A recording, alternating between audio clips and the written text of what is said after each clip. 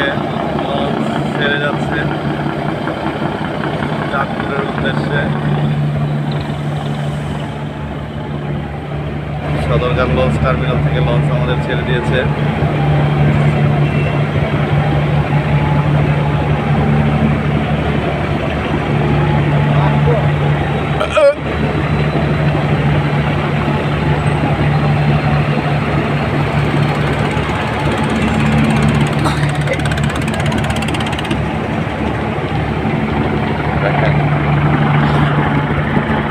ছোট নৌকাগুলো ওরা কতটা রিস্ক নিয়ে লঞ্চের পিছনে দাঁড়ায় থাকে।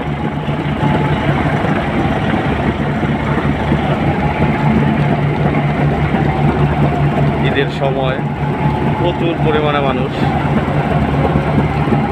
প্রত্যেকটা লঞ্চে একদম ভরা। এখানে আছে বোদ্দাদিয়া, তারপর এখানে আছে মিতালি পাস,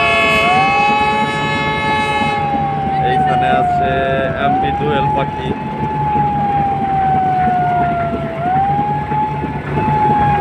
এইখানে এমবি দোয়েল পাখি।